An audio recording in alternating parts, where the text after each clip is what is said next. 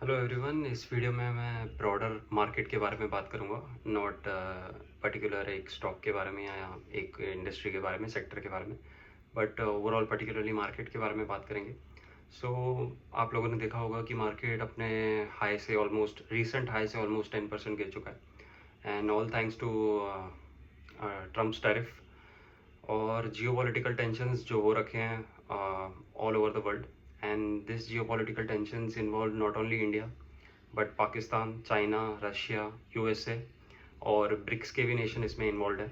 All ये सब हो रहा है मेजरली ट्रम्प के टैरिफ के वजह से, और जो रशिया यूक्रेन का वॉर अभी तक चल रहा है उसके वजह से, और रिसेंटली अभी इंडिया पाकिस्तान का भी वॉर हो चुका है, उस वजह से ये सब टेंशंस हो रहे हैं। So to understand this geopolitical issue और what will be the outcome of this issue, हम स्टार्ट से शुरू करते हैं।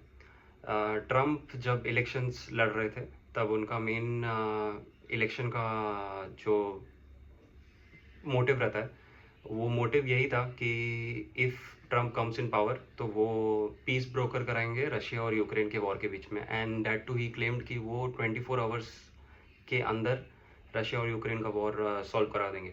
सो उनके प्रेसिडेंट के टर्म को ऑलमोस्ट सेकेंड टर्म को ऑलमोस्ट 1 ईयर होने को आया है, but Russia Ukraine war is still going on. So it clearly shows कि रशिया इतना रिस्पेक्ट नहीं करता है डोनाल्ड ट्रम्प के वर्ड्स को, और रशिया अपना एक्सपांशन प्लान जो उसको यूक्रेन इन्वेट करना है और अपना रशिया का पार्ट बनाना है उसको, वो कंटिन्यू रखेगा। सो this was the first diplomatic defeat of Trump. जब ये काम नहीं किया तो ट्रम्प ने दूसरी अपॉर्चुनिटी देखी, and that opportunity was in Ukraine.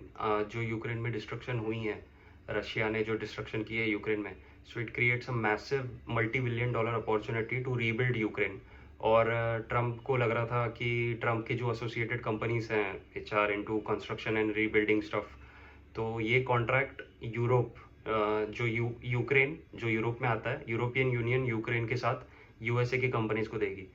But Ukraine ने वो भी हॉनर नहीं किया, एंड उनको इंटरेस्ट नहीं दिखाया यूएसए को, और इसी वजह से आपने जो आई गेस 6 मंथ्स या 4 मंथ्स अगो जो जेलेंस्की और मिस्टर ट्रम्प मिले थे, तो ट्रम्प इसी वजह से जेलेंस्की पे बहुत नाराज थे कि the contracts were not going to any US companies.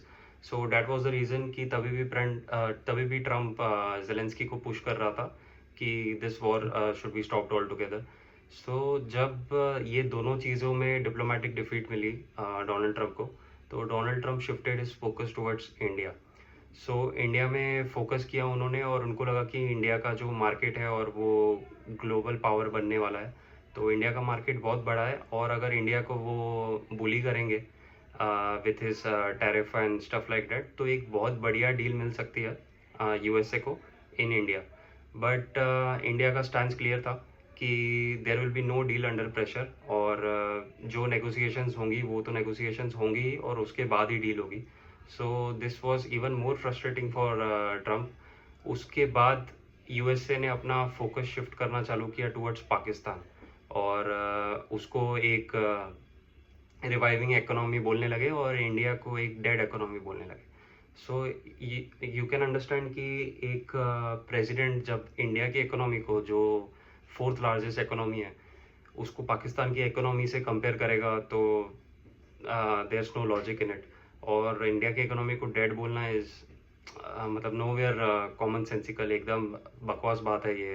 But obviously Donald Trump और big persons like him are more knowledgeable than we person are, तो I think ये सब pressure tactics हैं to get India on the table and get a favorable deal out of them.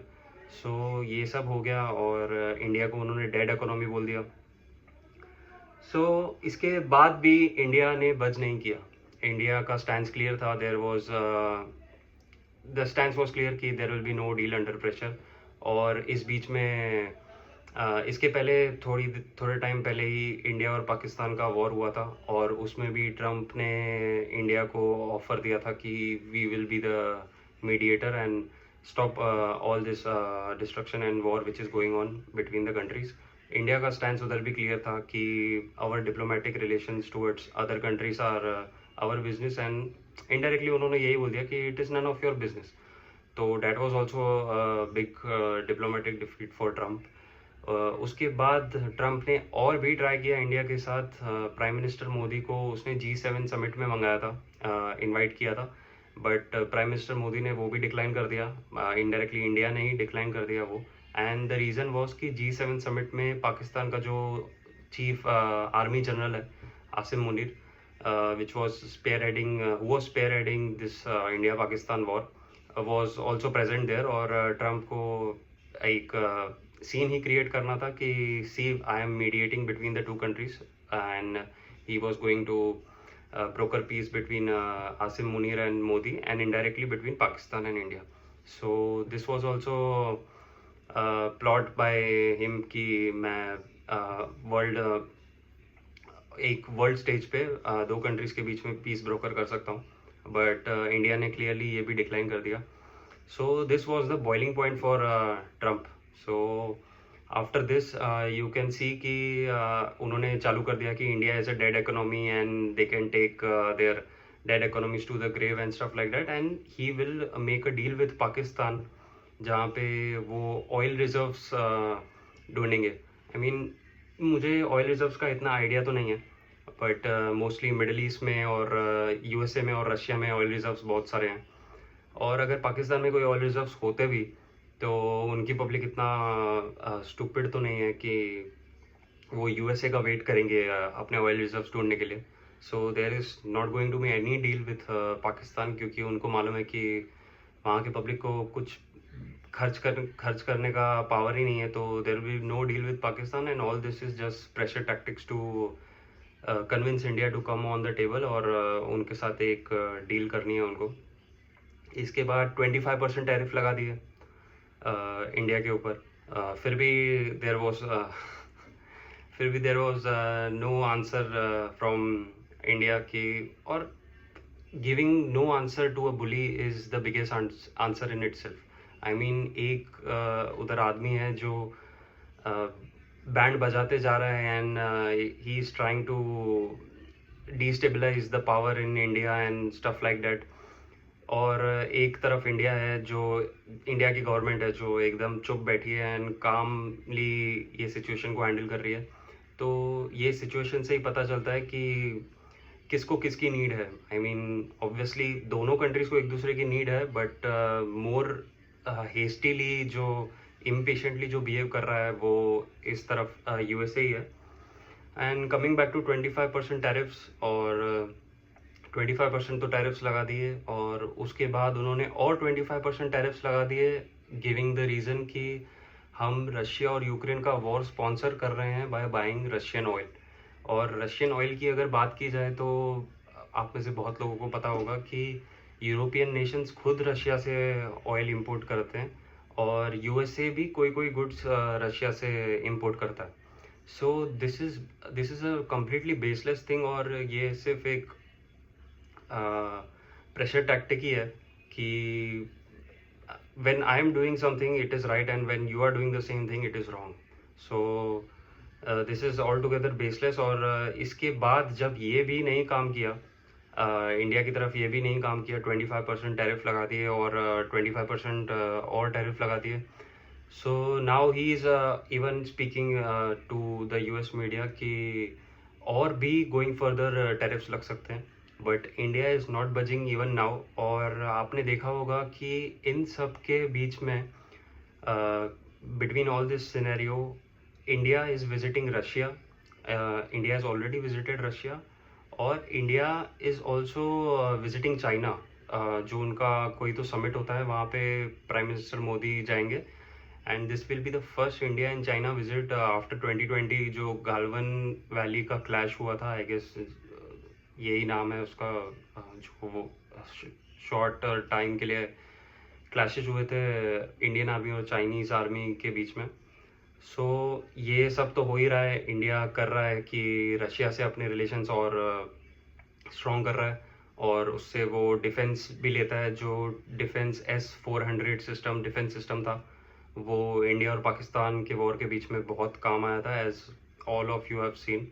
और China भी क्यों India को instigate करता था, क्यों अगर उसके पीछे भी आप रीज़न समझेंगे, क्योंकि 2020 के बाद इंडिया ने चाइना की एंट्री टूवर्ड्स इंडियन बिजनेसेस बंद कर दी थी। टिकटॉक बैन कर दिया, चाइनीज़ ऐप्स निकाल दी, चाइनीज़ फ़ोन्स निकाल दिए और सब कुछ। बीजेपी का स्टैंड क्लियर था कि there will be no Chinese products in India, क्योंकि they were instigating poking continuously, border issues करते थे और स्टफ लाइक दैट, पाकिस्तान के थ्रू टेरर फंडिंग और ये सब। तो बीजेपी गवर्नमेंट ने, इंडियन गवर्नमेंट ने चाइना की एंट्री टूवर्ड्स इंडिया बंद कर दी थी।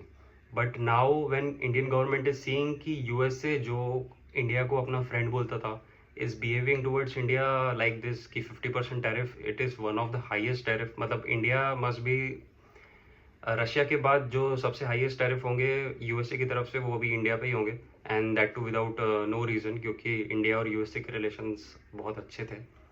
तो डैट इज़ द रीज़न कि India is looking for other allies और Russia is one of them.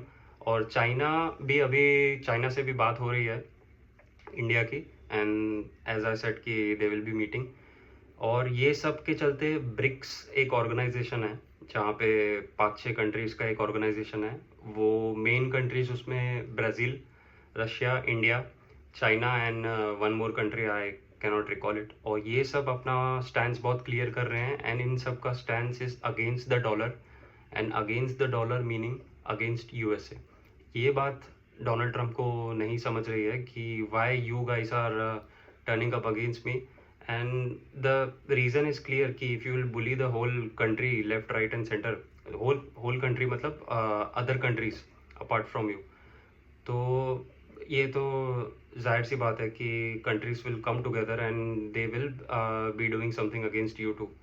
So और इन सब के बीच में इंडिया ने एक और इंटरेस्टिंग चीज़ कर दी कि जो ट्रेड टर्म्स यूएसए को चाहिए थे इंडिया की तरफ से, वो सारे trade terms and even more than that India ने यूके को दे दिए हैं। इंडिया यूके ट्रेड डील जो one of the highest trade deal है in history of both countries, वो हो चुकी है। एंड इनफैक्ट जब लोग एंटिसिपेट कर रहे थे कि अगस्त 1 जो डेडलाइन है उसके पहले there will be a trade deal between USA and India, but there has been a trade deal between UK and India. So this has instigated USA even more to throw any percentage of tariffs towards India. But as I said earlier also, India का stand तो clear है। अब 28 अगस्त जो meeting है USA और India के बीच में for this whole trade deal, अभी उसका ही वेट है मार्केट को, और मार्केट वैसे ही रिएक्ट करेगा कि जैसे टैरिफ का न्यूज़ आएगा। सो ये सारे सिनेरियो से एक ही चीज़ मालूम पड़ती है कि अगर बॉर्डर लाइन देखें तो Trump is just creating all this tariff का situation to get a deal from India, क्योंकि इंडिया एक ऐसा मार्केट है, it is the largest market population wise and consumption wise. AI का सबसे बड़ा यूज़ इंडिया में ही होने वाला है। कंजम्पशन वाइज सबसे ज़्यादा लोग इधर हैं तो इंडिया में ही होता है। सो इंडिया का मार्केट कौन छोड़ना चाहेगा। और अभी जो रिसेंटली पाकिस्तान और इंडिया का वॉर था, वो देख के तो सारे कंट्रीज़ को पता चल गया है कि इंडिया का डिफेंस बजट जो पहले था उससे ऑलमोस्ट डबल ही हो जाएगा, क्योंकि इंडिया को ऑब्वियसली स्पेंड करना पड़ेगा अपने डिफेंस प्रोडक्ट्स पे to shield itself from terrorist attacks and attacks from Pakistan and China as well. अब चाइना आज अला है, बट वो कल कब हमारे अगेंस्ट ही टर्न हो जाएगा, नोबडी नोज। सो डिफेंस का इतना बड़ा मार्केट कोई भी कंट्री मिस नहीं करना चाहेगा। So to get a sweet deal from India जिधर यूएसए का फ़ायदा होगा, these all tactics are for that only. And 28 अगस्त को मेरा व्यू तो यही है कि there will be a deal on 28 अगस्त and market will be hitting a bottom. और जैसे ही ये डील का न्यूज़ आएगा तो मार्केट को तो ऊपर जाना ही है। And all this is just a scenario to create, मतलब create a good scenario for that trade deal. So and past में भी हमने देखा है कि we have seen covid, we have seen Russia Ukraine war, India Pakistan war, और Israel Iran war, और उसके पहले 2008 financial crisis. So we have passed all this. So what is one president against covid. मैं बोलूँगा कि यूएसए में जो अभी वो उनका प्रेसिडेंट जो भी सिनेरियो क्रिएट कर रहा है, वो पूरे कोविड के सिनेरियो को अगर कंपेयर करेंगे हम इन दोनों को, तो what is one man against pandemic. तो अगर हमने पेंडेमिक सर्वाइव कर लिया है, मार्केट ने, हमने मतलब मार्केट ने पेंडेमिक सर्वाइव कर लिया है, so market can easily survive 100 Trump's like this and tariffs like this. So no country can survive in this tariff scenario, and this is including USA. सबसे ज़्यादा नुकसान आई गेस यूएसए का ही हो रहा है, क्योंकि वो चाइना और इंडिया जैसे मार्केट लूज़ कर रहा है। रशिया का मार्केट तो एनीवेज उनके लिए है नहीं, तो चाइना और इंडिया जैसे मार्केट लूज़ करना इज़ वेरी बिग डिसएडवांटेज। और ये डिसएडवांटेज आई डोंट थिंक कि कोई भी कंट्री लेना चाहेगी, and specially smart country like USA. So there is going to be a trade deal on 28th August, or within that timeline only, and market will hit a bottom, or I guess mostly 4 to 5% और correction देख सकते हैं हम, and not more than that. So this was all about this geopolitical tensions and my views on it. So hope you like it. Thank you very much.